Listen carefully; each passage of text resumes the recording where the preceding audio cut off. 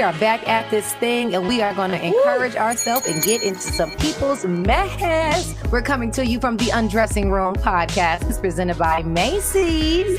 This week, it's a lot of Kellys in the news. R. Kelly has been found guilty on all charges. That has been in the news for quite some while. This trial has been very lengthy. We'll let you know what's going on with that. And then another Kelly, Kelly Price. We got to figure out what's going on with her. Her name has been in the news, and that's not usual. And then another story we've been following, Miss Gabby Petito and toxic relationships. We have to unpack all of that. That's right. And we also have executive producer Christian Keys to talk about his new BET series. And I think that's your BET series too, if I'm not mistaken.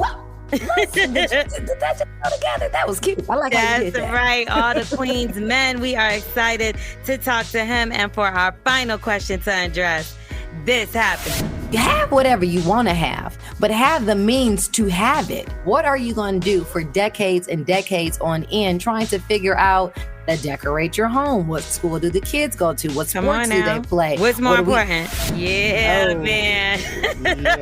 It's going down. So make sure you listen to how we undress all this mess on the Undressing Room podcast, brought to you by Macy's. Now make sure you check out our personal Macy's picks by heading to Macy's.com/the Undressing Room. And I want to talk about that whole VIP thing in life, because we like to be VIP. We like to feel important. General population sometimes is not fitting. So Macy's is doing their super VIP thing starting on Tuesday. That's Tuesday, September the 28th, going all the way through Monday, October the 4th. You can get set for fall with Macy's VIP sale with an extra 30% off of designers. Now, L'Oreal, these are designers that rarely go on sale, like DKNY, Riley and Ray, Inc., Calvin Klein, so much more. Plus, it's also a perfect time to stock up on your beauty. You know, the fall is about to hit. The colors have changed. Your skin complexions change. So you can go ahead and get that 15% off of MAC brands, you know, the stuff you like, MAC, Marc Jacobs, Urban Decay, Laura Mercier, and so much more. But do not forget to use that VIP. You need that VIP promo code. And there are some exclusions that apply, but don't worry about it. We all good. What else is going on at Macy's? Listen, you know, fall is here. I love the fall. It's time for a fresh start, new beginning, you know, just like the trees when they drop the leaves. That's what you're going to do. You're going to drop them old clothes and you're going to get into the new things that's going on at Macy's now. You can navigate through the gray areas because you can mix the shades of gray and get that all going. I love gray in my wardrobe. Girl. I always got to have me some gray. You can also come back down to earth with those deep rust and warm chocolatey brown earth tones. We love those as well for the fall. Match with the season and what's going on. And last but not least, you can mix it up a little bit. And I feel like some people be scared to do this, but I am a proud believer in wearing bright colors whenever you feel like doing a bright color thing. You know what I mean? So just throw it in there for a little spectrum of, you know, this trend for both men and women. And if you're not too sure about bold colors just yet, you could try out bright accessories. That's a good idea. Right? Yes. The accessory department. Yeah, the accessory department at Macy's goes. Prices are amazing. And that's a good idea to go ahead and throw that pop of color in with your accessory. That's what I'm talking about. Now, speaking of pop of color, it sounds like R. Kelly's going to be wearing a pop of color on the orange on a jumpsuit for quite some time. Now, we've been listening. We've been following R. Kelly. He has been on trial for a while, fighting for his life. Right now, he's on trial in New York with 1 count of racketeering, 14 underlying acts that include sexual exploitation of a child, kidnapping, bribery, and sex trafficking charges. Now, that is a whole lot and a mouthful. There were 8 additional counts of violating the Mann Act, which is a sex trafficking law. Now, we heard a zillion stories, horrifying stories from over 14 women and men who all testified against him throughout this trial. And I think it was 40. Over 40. Over 40 men and women. It's been going on for about 6 weeks now. Several of those witnesses were victims and listed as Jane Does necessarily, you know. This is a very high profile case, and you want to make sure you can protect and respect all of those that are involved. So on Monday that just passed, after 2 days of deliberation, R. Kelly was convicted of being the ringleader to recruit women and underage girls for sex for decades. I mean, if y'all don't know decades, that's 10 years, and that's a plural. So disgusting. The jury was made up of 7 men, 5 women. Obviously, the men are not here for it. Back in 2018, he was on trial then. I don't know if you guys remember. I know you remember, L'Oreal. I remember. He was found not guilty on child pornography charges, even though there were videos, pictures, and all that. Remember, he did a song about it. Listen, he did a lot of songs. If you listen to all his songs. Not guilty. Remember that? Yes, I do. And it was horrible. And we still went out. And I don't say we as in French because I didn't do it, but we as a people still went out and supported his music. So now he is finally facing the consequences of his actions. His sentencing will take place on May the 4th. So that's quite some time from now. But he is facing decades in prison. Now, an attorney for R. Kelly said that they are considering filing an appeal and are very disappointed with the verdict. Sir, we're disappointed that you've been free this long. And I did see somewhere online that they were saying the minimum he could face is 10, but they're saying 150 years to life or whatever the case. I don't know. He deserves every bit of that, though. And I don't feel like he's the only person that deserves to go to jail. I feel like absolutely not. The people that was sitting by, aiding and embedding him, like, I think that's also an issue, too, because you sat by watching what happened to these girls. You did nothing. I heard that he paid off some of the parents to keep their kids. I didn't realize the parents was involved. But you know what, L'Oreal? This isn't the end. This is just one trial. He has 2 more. This is just one trial, one state, 14 counts, racketeering, 10 years for each count. So we're talking about those sets of charges. And then he has to go to 2 other courts and go through trials yet again. So I'm confused as to, like, yes, it took this long, but I also believe that it's because he's broke now. I feel like he was paying so many people to be quiet. I feel like he was paying to stay out of jail, stay relevant. Can we just talk about that for 2 seconds? Because the argument about, do you play his music? How do you separate the two? I can separate the artist from the pedophile. What we don't realize or have failed to realize, the pedophile can only perpetuate his actions if he has support. Support is us playing his music, buying his music. That's how he gets money. That's how he's able to do what he does. So since we have had this whole shush R. Kelly, quiet R. Kelly, and the documentaries come out, a lot less people are spending it on their airwaves, are playing it on their streaming devices, buying his stuff. That disallows him to continue to do this. So I need the money to run out because I'm sorry. I need to protect my little girls. Yes, that's right. Beyond the music. And I'm tired of people with that. Like, they do say that a lot, like, separate the man and the music. Well, right now he's in the midst of what is going to, he's never paid for what he did. And I feel like that's a total different situation to somebody that's dead. And you're like, oh, okay, we're playing the music. No, we're still supporting him by playing anything. And I don't care if he's in debt. They're saying he's $2 million in debt and then owes people about $6 million. The country's in debt. Our deficit is crazy. Right. Our credit rating in this country is horrible. And that doesn't mean he's going to pay towards his debts. They're like, his accounts are frozen. This is that and the third. But this was my thing. He's written so many records for so many other people that it does not matter that you're just spinning his stuff. Low key, we're still giving him money and support. And I'm guilty of it too, because some of the song, like, I know this is Mr. Biggs. I'll be playing Mr. Biggs, Ronald Isley. And we know that R. Kelly wrote a lot of that stuff. He wrote some Michael Jackson songs, like all kind of stuff. It's like we don't even know how we're supporting him, but we still are. And you have 2 artists in the past year that have featured a sample of his on their album, which is more money again.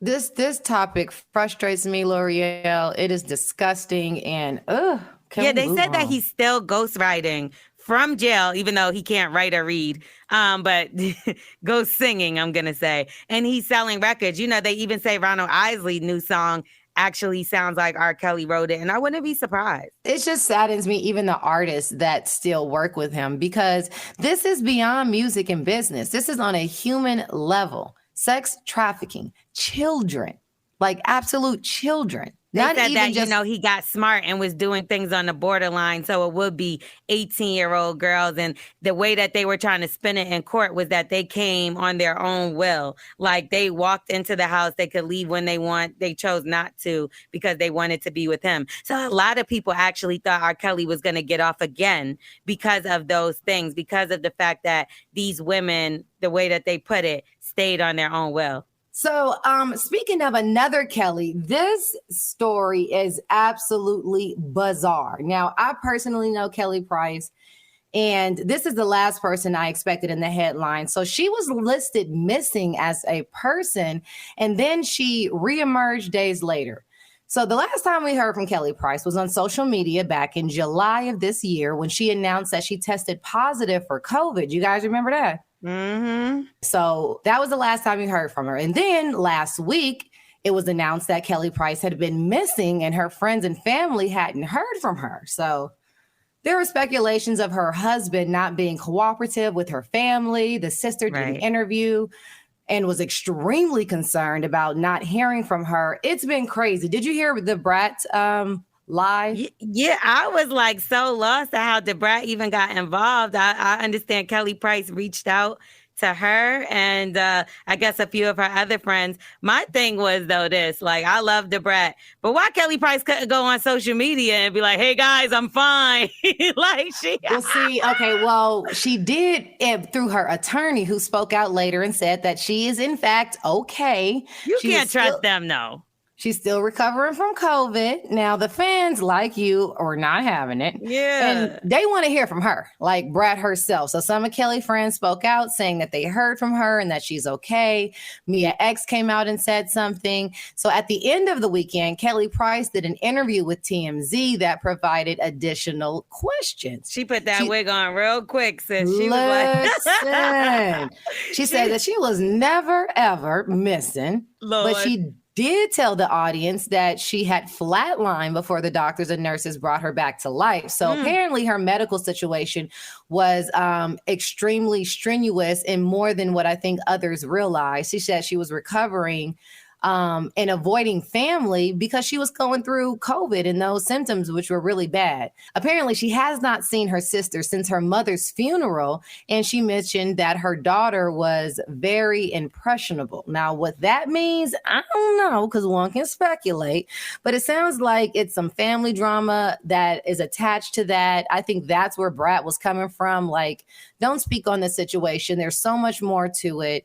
Maybe she was genuinely concerned. And I will say, like, when people are not in the entertainment space, they don't understand how their panic can cause more panic, especially when you don't want people in your business like that. I feel like people that's not in the entertainment space don't realize, like, maybe she was genuinely worried and like, why is a lawyer speaking on the behalf instead of my sister? She doesn't do stuff like that. Like, so you think it was necessary and Kelly should have spoken up and said something and like, or do you think it's something dirty in the water? I think it's a whole bunch of weirdness going on, but when you're going through COVID and you don't want to talk to anybody, pretty much, you go through your things and your different moods with COVID, you get depressed. I feel like that's something that people don't really talk about. Also, because you're supposed to be alone, so you're isolated. I know me, I can't even have my dog around. So exactly. Like being like that. But even beyond COVID, though, like my frustration is the fact that we have to explain ourselves. She does not have to explain herself just because she's an entertainer. Unless she missed concert dates that people spent money for or jobs or a contract that she was, in breach of. Don't celebrities deserve the opportunity to go off the grid and like be to themselves and not have to explain it to people and not check in? Like, lady, I'm grown. That's true. But if it's Black Twitter news that like you have suffered from COVID and you literally disappear and they say you weren't doing good. That was the frustration because she didn't disappear. She did not disappear. The lady been breathing every single day. She had COVID in July. By disappear is like you're now, say her family member, they're not speaking. Maybe they do check up on her via social media. And the last thing you hear is that your sister is gravely sick. you would try the most or try to do whatever. Maybe she tried to contact but her, going nobody to social answered. media ain't the way. If I'm just gonna tell you right now, and you know, we on all the social medias. We got the podcast, the Undressing Room podcast, Right. which is right here, presented by Macy's, and all the other jobs we have. So even if I was to go off the grid, which would be completely like fall off the map, like off, not regular, you would not go to social media, L'Oreal. You would not. Think about it. If this say I was trying to contact you for weeks at a time, you wasn't showing up to hear. Kobe didn't hear from you. Nobody heard from you. You get what I'm saying? Ricky ain't heard from you. But see, you're not going to social media. Not immediately, but we don't know what her sister been through to try to get in contact with her before this. All we know is what got national attention, or in our space of national. Exactly. Again, once you see it getting this big, simply put something out from your social media. Listen, guys, not feeling, I'm off the radar. Just let me be. That, you get what I'm saying? Or call your sister and be like, calm down, sis.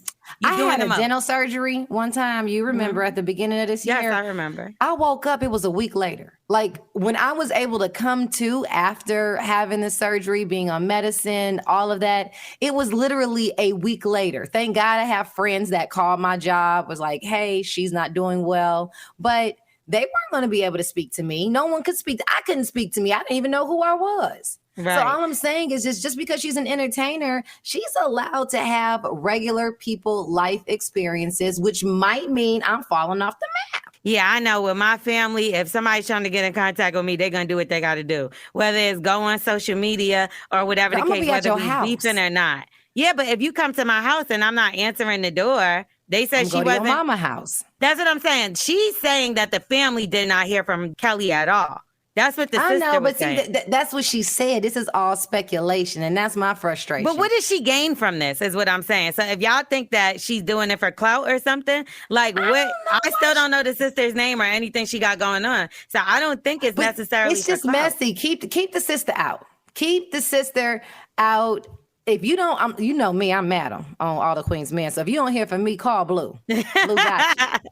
That's call probably, Blue. But she did. She said she tried to call her husband and he was being funny, so she thought, listen, do you know how crazy people are nowadays, Eva, where husbands be burying their wives underneath the bed and acting like nothing ever happened? Especially with this news story that we've been hearing with the Gabby Petito. They were together. They were fiancés, they lived together, and he comes back like nothing ever happened, just chilling without her. You know what I mean? So sometimes your mind will get to wondering, and I don't feel like her sister's wrong. Maybe she went too far, but damn, Kelly, reach out. You went to TMZ. Why you didn't call your sister? Because everybody was tripping. Okay. Everybody was tripping. Okay, well, I want to talk about Gabby Petito and Mr. What is his name? Laundry, her boyfriend? Laundry. I think Brian Laundry is her boyfriend. Please give me the laundry list. Give me the facts, the empirical data. Okay, let me tell you all about this story now. Gabby Petito, she was recently found deceased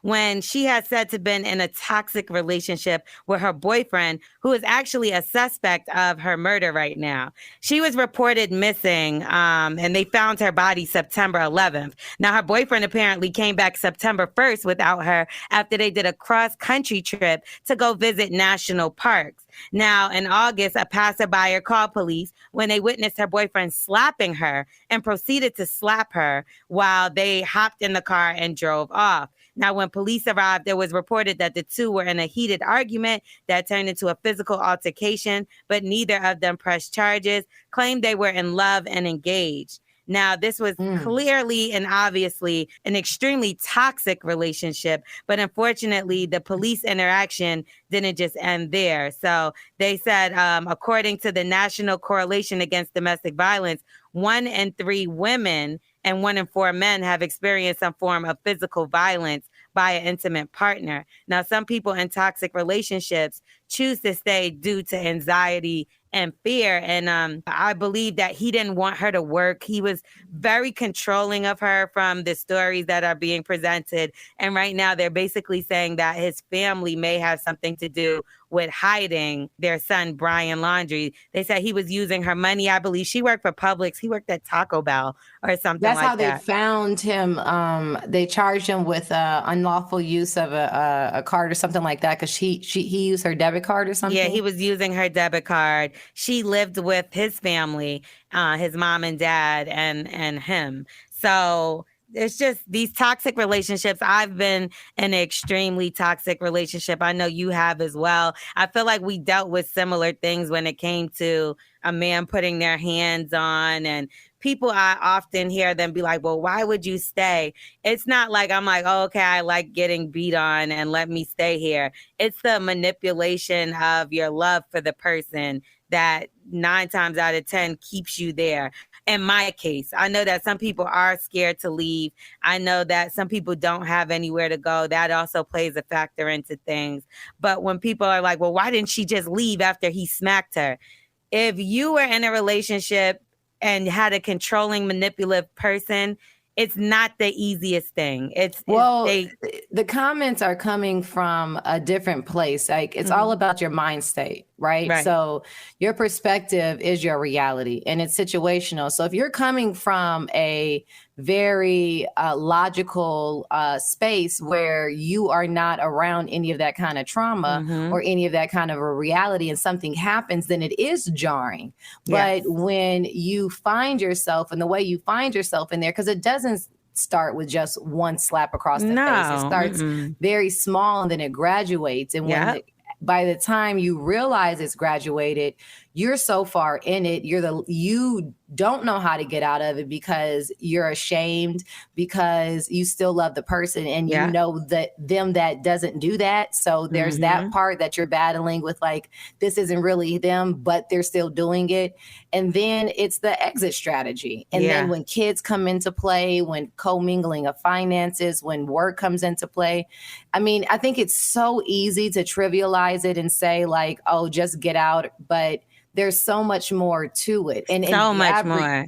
Her case, she was living with him and his family. Like the way they must most likely normalize or hid that kind of that culture of abuse. This is like, I'm speechless. Me too. And the fact that now you got Dog the Bounty Hunter that joined in on it. What was that? He's been in the news for being racist.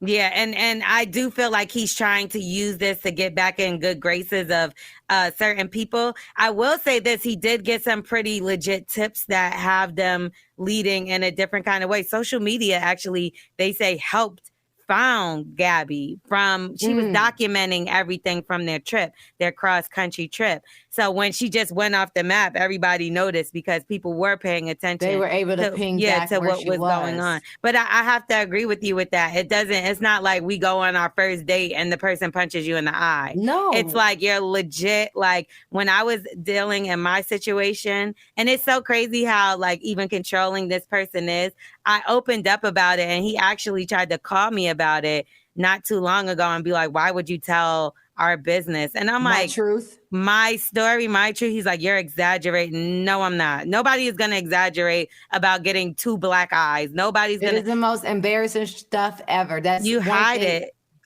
It's something that you don't want to share. So if I'm bringing it out, it's obviously something that needs to come out of me because I went through it. But I will say, like you said, it didn't start like I was with him for 2 years before he really put his hands on me.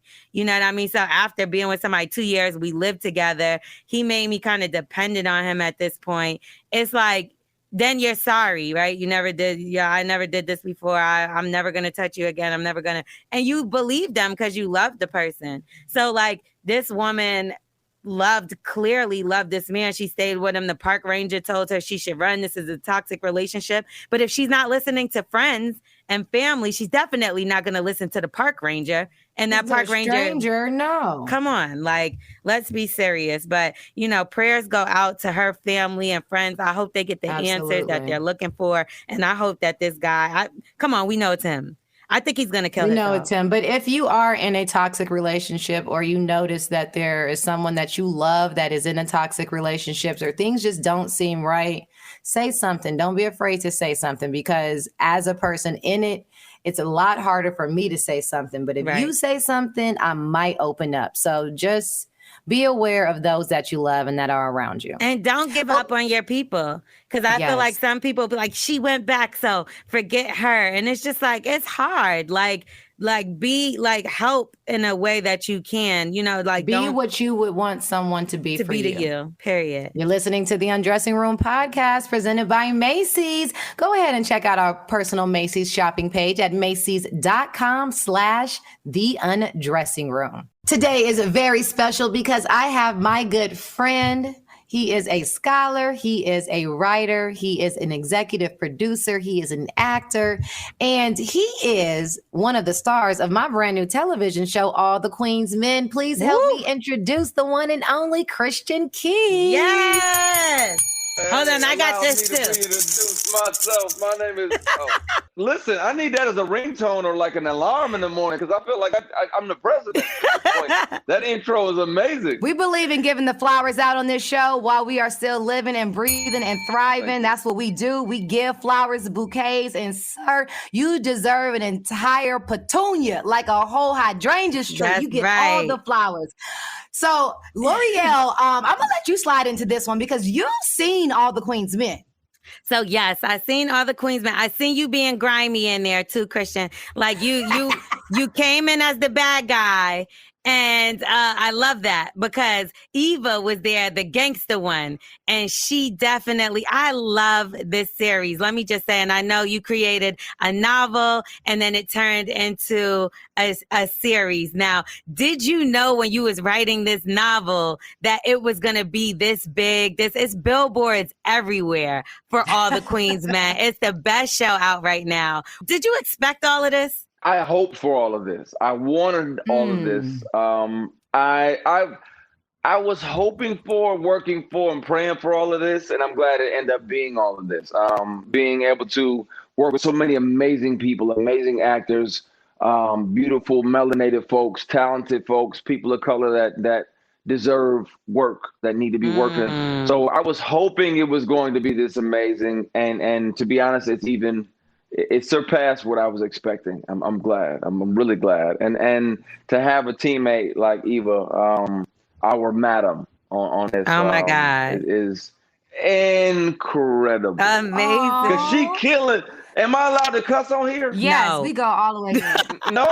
Yes and no. Okay, cause she killing everything. I'll try to be mindful. Okay, thank you. But she is literally killing it. So yeah. Eva, you played your ass off. You can say ass. Listen, I cannot take the credit though. Like I did my work and I brought my little parts to it, but baby, it was on the page. I tell Christian this all the time.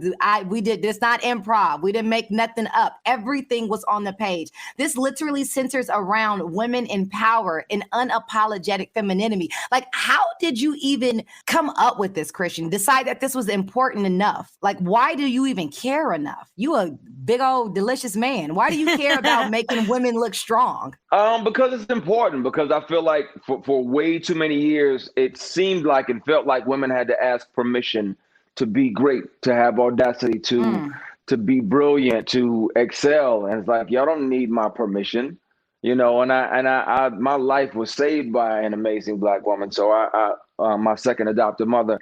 And so I've always had like a connection to Black women and wanting to celebrate and support y'all. And because, you know, you are me and I am you. I came from a Black woman. So, you know what I'm saying? So that whole thing. But yeah, just wanted to tell a story and tell it right. And then kind of switch it up a little bit. Like if you turn Atlanta upside down, if you made a magic city, but men are inside. And put a boss woman, like a rock star Black woman in charge of all of that.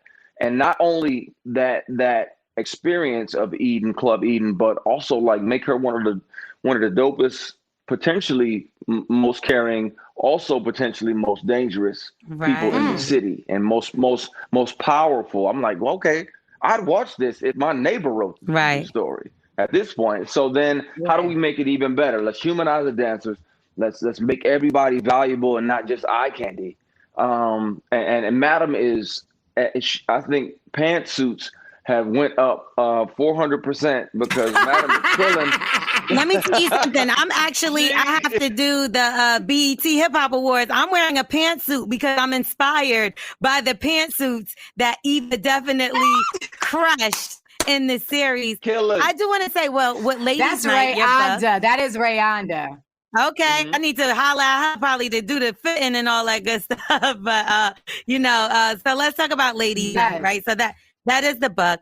And how did you prepare to even find out about these male reviewed kind of shows? Because normally you see the women being sexualized, right? But you flipped it around, like you said, and you did like the upside down version of like the Magic City. So did you have to do a lot of research for this? Did you know anybody that worked in this space that made you interested in it? Did you ever strip at a point in time in your life? I'm gonna answer all of those. The ladies' night came about because it was a necessity. I definitely consulted and interviewed probably like 2 or 3 dozen people over the years. I've been working on this for 11 years. I started writing it in 2010. And because I had heard about Magic Mike and it's not a slight because that was what it was. And I'm happy for their success. But I didn't even watch it until after I had written mine because I was like, I want a gritty, soulful, I want a story with some Old Bay seasoning, some Slap Your Mama, some Laurie's on there, some Tony's on there. I want it seasoned. You know what I mean? Yes. And all of that. And then, but also again, like we talked about, Eva, in preparation, I wanted to humanize the dancers so they're not just beefcakes. So you care about what happens at midnight when he puts his clothes on and goes home. What is Doc up to now? Now that he's facing these circumstances, what's Baby facing El Fuego? What's going on with Amp? I wanted to humanize them because again, that's going to make the story even better. So not only are the women just rock stars and just unapologetically feminine and just bold as possible and audacious, but the guys aren't just eye candy. Where if we're still in the current world of Gentlemen's Club, right? A lot of times the dancers are just eye candy, right? And so if you make them important, you make people love the story and fall in love or in like with them. So it was necessary. And I was dared a long time ago by an ex-girlfriend. She dared me to do it. She dared me to do it. Really? Do what? Okay. Strip. She and how did that work out for you? I pulled up. I was like, do you even know me? I will pull up and wreck shop. Are you kidding me? So I cut the sleeves off my trench coat, got me a little cowboy hat. You did not. I sure did. This was back when I had like really long hair, so my hair was like down to the bottom of my chest. He was Fabio. Dancing is exhausting. So when I got tired, my go-to move was I'd take my little hat off and I whip my hair around because they throw more. Catch your breath. They throw more money. Yeah. Oh my God. And that was it, but that would get more money. So I made about $700 a half an hour. Oh, nice. And I got on out of there. It was successful, but it gave me a respect for the world and an experience of the world. And I'm not ashamed. I am glad that there was no social media back then, but because that would be everywhere. But absolutely. I'm grateful. But wait, you didn't have a stripper name that night? Like, did you come up with something that they introduced you as? But of course, what is it? I was Casanova. No Wonder Keys. Oh my God. Oh my God. They were calling my house for 2 months, like Casanova there. Like, bro, I told you last time, he don't live here no more. He moved. He moved out. Listen, they were trying to give me a full-time job. As you deserve. Instead, you decided to employ everyone else. Every single department. Christian is executive producer. He's the creator of the show. He's the writer of the show. He is starring in the show. So what was your favorite part about filming? Because you're so involved with every single part. Like at the end of work, Christian is at home writing, rewriting, like it's always work. So what was like the best part of the entire experience? The best part for me was hands down being able to play a part in hiring other people that look like us. Talented Black folks, people of color that may not have an opportunity. Like I didn't even know last year, Sky said he was washing cars for $13 an hour. And now he's amped Parking on cars one of the too. hottest Valet. Yeah, that's crazy. And now he's, amped on one of the hottest shows in the country right now.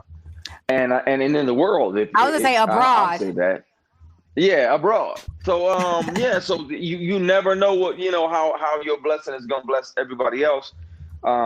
So that's probably my favorite part, but also just seeing y'all thrilled about something that I've cared about this for 11 years, and to see, Eva as Madam. To see our Blue, our Dime, Doc, Fuego, Midnight, Babyface, and everybody show up, Miss Patty, Dawn, the essential people, the smaller roles, which aren't smaller roles. Everybody showed up and bought in and loved this like it was theirs. Oh, I love Rashawn. And I think that's what's really cool about it, because when I did look at some of the characters, I'm like, well, it seems like you gave a lot. It wasn't like you went for the clout. It wasn't like you're like, all right, who has the most amount of followers that I could just slide in there to get the good. It's like you actually went in and found who deserved it and the real talent out there. So basically, like, you're low key, not saying discovering, because I'm pretty sure they were doing some kind of acting before, but you're putting them on and in a situation where they're being able to look at and showcase for their talent.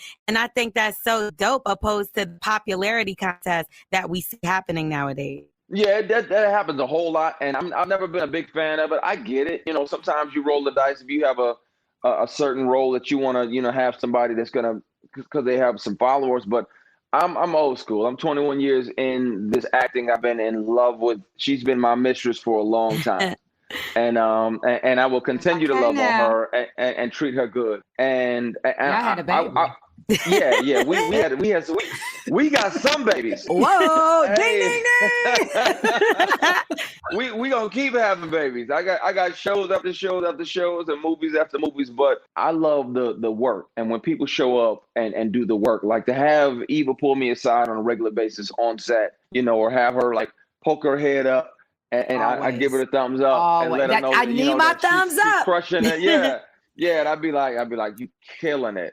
But just to have her, especially the captain of the ship, to be as passionate about this and locked in and excited, like not just, okay, well, I'm gonna do this and I'm gonna do that, but she is thrilled to do this. And that feels really good because she's as invested as I am. So I just had to add a little piece in here because we are absolutely only interviewing Christian right now, but you got to let them know that everyone read for this. So this was not given to anyone. Every single person down to me, I had to put myself on tape. They were like, all right, try another scene. Okay, she can be gangster, but can she be emotional? Okay, she can be emotional, but can she be endearing? Like, they made sure they were casting for the characters, not for the look. And y'all did not give nobody nothing. No, Eva didn't. She absolutely didn't receive a package in the mail like, oh, by the way, presentation, madam. No, it wasn't that at all. It was, and matter of fact, someone of her stature could have been like, nah, I'm offer only. Even at this stage of my career, I get casting directors that are surprised that I'll audition for stuff. I was like, you kidding me? I loved it. Right. Mm-hmm. You're best up. When you let me audition, I'm gonna kick that. I know that's right. I'm gonna make some choices and have some fun, and you're gonna know even if I don't book it, I'm gonna remind you that I'm cold with it. Exactly. So Eva did the same thing, and she showed up and she showed out, and she earned it, and she was absolutely, somebody specific, like, hey, would she be down to do this? Because it's a little racy, it's a little aggressive. Yes, this seems like something she would crush and kill. She auditioned and she earned it. And the best person for this role got the job. That's fire. So you seem to have a pretty good relationship with Tyler Perry, right? And now he's one of the producers on the show.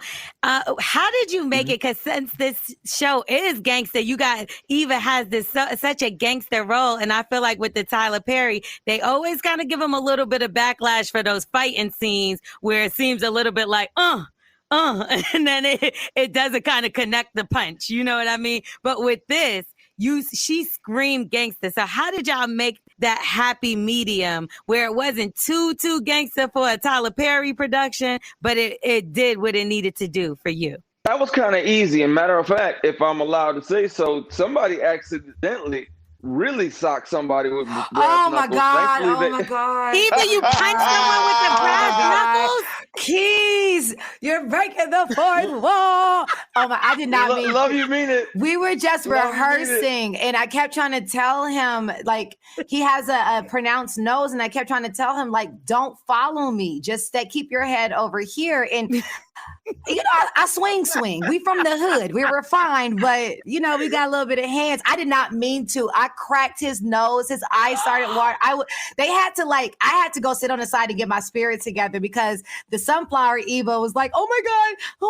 I felt so horrible. I think we should press charges on you, Eva. This sounds dangerous. He signed a he signed a contract and he decided to do his own stunts. We're not doing that. Oh, so you shook him down after that. You took that character to head, huh? You did. Listen, oh my God. And I think that is it too, because we are so sold out to Eden, to all the Queen's men, to everything that is Marilyn DeVille and our men, that there was no like, all right, cut for camera's sake, but we're always in character, like always, every dancer, to the point where we call midnight. The man's name is Jeremy, but the man's name is Midnight now. Like, that's who we are. So I didn't mean to hit that man, Christian. Yes, you did. Sorry. Yeah. No, it's happened. I've done it. You hitting people too, Christian? What is going on with y'all? I've accidentally done it too. Like I was in a fight scene with this dude. He's like 6'5", 330 pounds. So he's 120 pounds heavier. I'm not a small person. I'm 210, 6'3", and this guy's a human Durango. Like the guy's enormous. And so we're in a fight scene, and he accidentally, like, he punched me about 30 or 40%. He was supposed to pull the punch a little short. He hit me with that whole lunchbox hand of his. And I'm like, oh, cut!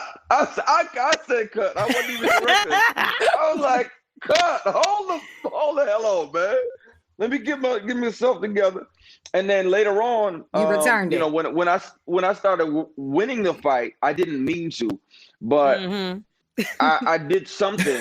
I think I headbutted him or something, and maybe elbowed him or something, and got him down. And in the middle of it, he's like, "You chucking me for real, Keith? You chucking me for real?" And I was like, "Oh, my bad. That's called karma." Yeah, that's because I couldn't feel the side of my face. I can't feel my face when I'm with you. I couldn't feel my face. Listen. That's what you get, sir. It happens. So yeah. That's hilarious. Okay, so you're the concierge, right? And you tell Eva what it is, and this is what it's gonna be, right? So how was that for you to also, you're directing, you're starring. Is that how did you balance all of that at once? I think it was a perfect fit because the concierge is, he's an essential role, but it's not an enormous role. So I could concentrate on rewriting something if they need something rewritten, if they needed an alternate phrase or saying or something wasn't working or whatever, or if they needed a whole scene rewritten at night after we had done 12 or 14 hours. All of that. Yeah, all of that. So so I wanted to be involved because I believed in it, and I felt like, okay, we really got something magical here. Yeah. But I didn't want to set myself up with something that was going to take so much away from me intellectually. So that way I needed to be present for my cats. For if Eva needed an alt, she'd be like, "Hey, so listen, I love this, but is there another thing that I can say here? Because I feel like she might not say this or she would say that." And I'd be like, "You know what? What do you think?" Boom. And let's go there. Yeah. And it just worked. And I love the concierge because he's so calm. Yes. Some stuff that we shot didn't make it in. I hope that we get to explore that part. In season 2? Next or 3. I know that's right. Yeah. So, he's absolutely, I like the character because he's very much so, he matches the dynamic of Eva. He's mysterious, but also like he gets stuff done. We're gonna find out what kind of stuff he gets done. Ooh. But I think when you have somebody as amazing as a character like Madam, you have to, her adversaries balance and her suspected allies, somebody who could be an ally, you got to make sure that they're They got to be as cold as her, Right. or almost. Right. And you You brought was it for ice sure. cold. Yes, you were. Woo. Like I must say, because you see, if you've seen the show, which you guys all need to see now, Amazing. but if you haven't seen it yet, I'm in a lot of the scenes, and so there's a lot of dynamics, and people are moving. But when Christian and I were on that set together, it's like everything stopped, everyone stopped, because the dynamics. It was so much passion and just truth and just. In that energy. The energy was literally tangible in that space. Mm-hmm. It was absolutely I can't amazing. wait to see where we go, where we take those moments. I have some ideas. I've submitted some ideas for season 2 and 3. Not that it's officially announced or anything. Sounds like it is. Just claim. Come on now. Just claiming it. Now, I know you're busy and you have a lot going on, but before we wrap this thing up, Christian, you always are at work, like always. Even part of our shoot, he is shooting another show. Can you please just give, for the people that love Christian Keys and everything that you touch, what other projects do you have in the works right now? What can we be looking forward to? By the grace of God, I am booked and blessed. So we just finished shooting the season 3 of The Boys on Amazon Prime. It's crazy because it's one of the biggest shows and sci-fi shows on the earth. And that's a blessing. We are supposed to be going back in to shoot season 6 of Saints and Sinners, which I love because Levi is fun. Levi, you are everywhere. Yes. Levi was my first series regular, so I was like, "Yo, that was big." What's that? It still is. I love it. And then season 4 of The Rookie. I think those episodes drop this week, and I'm in there somewhere as well. Ooh, where do you sleep? It's a good season. He don't. I don't. That's why he walk around in a robe, because he don't sleep. I'm surprised the man got clothes on. I walk around in a very a Merlot, purple-ish, all the Queen's Men. I love it. Bordeaux. Listen, we are not going to keep you any longer, Mr. Keys, but I would be remiss if I did not have you here in the beginning of the fireworks of all the Queen's Men. You are a star. You are a saint and a sinner. You are the man providing jobs and representing the community in a way. We say do it for the culture, but you are doing it for the culture. Thank you. Thank you. Yes. The one and only Christian Keys. Woo! Thank you for having me. Love y'all. And listen, if Madam needs a little sister, I'm right here. A hired gun. You seem like you'd be a hired gun. Or that you too. Pull up, shoot, and dip. You feel like you pull up. You pull up. That's me. I'm gonna be like Keisha from New Jack City. So I could be her. Yeah. I'll be her backup to Blue. So thank you. Rockabye, baby. Rockabye, baby. Yeah. Thank you so much. Amazing. Good luck with everything. Can't wait till season 2 and more billboards in these streets because y'all are definitely everywhere. Hey. Thank you. Love you, Keys. I'm going to see you on set, bro. Yes, ma'am. See you soon, love. Let's go. I just love Christian Keys. Don't you love him? So fire, amazing. I'm so glad that y'all linked up for this project. Can't wait to see it turns into more because everybody that I know and spoke to about the show said that they literally watched it in one seating, binged some of them got a job, so that make a lot of sense too. But they were able to they was able to have that amount of time to just sit down and knock it out. And it's so good. Every time I have a second, I'm like, let me finish up this episode. So congratulations, Eva. And I can always Christian. tell because you get on my Instagram. Thank you. I can always tell when you watch the episode because she hit me up like, yo, your looks alone on there. You like the fashion? Fire. All right, L'Oreal, this is that real fun part where we go ahead and undress the final question. Now, this one is a little petty, I must say. And this is one instance where the man might be right in this situation. Now, listen, I don't believe that. Demetria Lucas, this comes from a woman in Los Angeles. She puts on Instagram, my fiance wants to have a wedding and I don't. I want a small ceremony. She wants to use $16,000 that I have saved up for a home for emergency funds. And I already spent $3,000 on a ring she wanted. And that was from my savings. We cannot seem to come to a compromise. Now, I am willing to spend $5,000. That's it on the wedding. Okay. And she says that is not enough. What can I do? Now, what should you do when you cannot seem to agree on the wedding stuff? Because this is a very telling time. If you're not going to agree on the wedding stuff, how are you going to agree on anything else in the relationship? Because to my understanding, relationships, marriage and all that, it's a lot of compromise involved up in there. It ain't all about what you want to do or what I want to do. It's about what we want to do together. Now, I do feel like the person is being selfish saying, oh, I want the wedding. Like, this, the other person is planning for your future. This is somewhere you're going to live, somewhere you're going to be. This is a wedding is a party ultimately. So if these people want to celebrate you, $5,000 should be more than enough. Make it small, make it a wedding cookout. I don't know, but there's plenty of things that you can do that can still be nice. That doesn't have to cost hundreds of thousands of dollars, especially when you're not making hundreds of thousands of dollars. Well, see, ding, ding, ding, your bell, because that is my point. You have whatever you want to have, but have the means to have it. Right. So if you want a big extravagant wedding and you got big extravagant money and you got a daddy that's ready to cut a big extravagant check, then go ahead. But the reality is, how you going to spend what you don't have, for one? And like you said, it's a party. If you cannot compromise what to do on that one day for a few hours that you will slightly remember, what are you going to do for decades and decades on end trying to figure out to decorate your home? What school do the kids go to? What sports do they play? What's more important?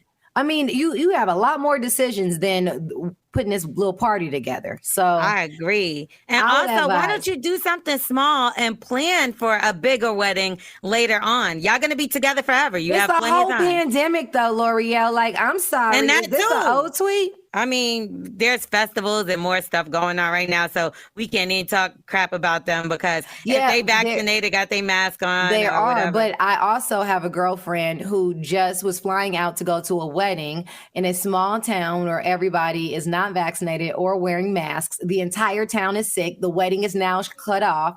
There are COVID little stations in every little parking lot in the town. So there's also that. You don't have a whole lot of money, and there's also a pandemic, and you're saving for you don't have a house, so save for that. Yeah, they're making me mad. You could rent an Airbnb space where y'all could just go and with your families, have somebody from the family cook that know how to cook. You supply the food. It's always that. Have your nieces and nephews serving. You get what I'm saying? Like, make it something. $5,000 you can do a lot with if you're creative. It can go a long way. Come on, just be creative. Like, these people don't have to come for full meals. This is not Ruth Chris. You do hors d'oeuvres. You get what I'm saying? You have a mixed drink that you put together, some little cheap champagne for them to cheers with, and that is that. Some flowers that are about to be done. You get what I'm saying? Like, you can get them on sale. Like, what are you doing? She's doing too much, and keep your man in your relationship and your money in your pocket, sis. Now, that was our final question. If you want us to undress your final question, be sure to go ahead and follow us. Slide on over to Instagram and follow us at The Undressing Room Podcast, and then go through the DMs and slide in for a chance to be featured. You are listening to the Undressing Room Podcast presented by Macy's. Log on to the undressingroompod.com for episodes and links to our personal Macy's shopping page. Goodbye for now. Bye. The Undressing Room Podcast presented by Macy's is an Urban One Reach Media production, hosted by the one, the only Eva Marcel and L'Oreal. Executive produced by Kobe Tyner. Associated producer Alexis Felder. Editing and production by Dunkus. Sales and Corporate Partnership, Josh Ramani, Michelle Marino, and Kadisha Campbell. Research, Lori Hall Flowers. Digital Marketing, Sam Stiers, J.R. Davis, Aaliyah Foss, and Tim Hall. Digital Creative, Alvin Francis. Content provided by MadameNoir.com, Bossum.com, and HipHopWire.com. Stay connected at the undressingroompod.com. See you at the next episode.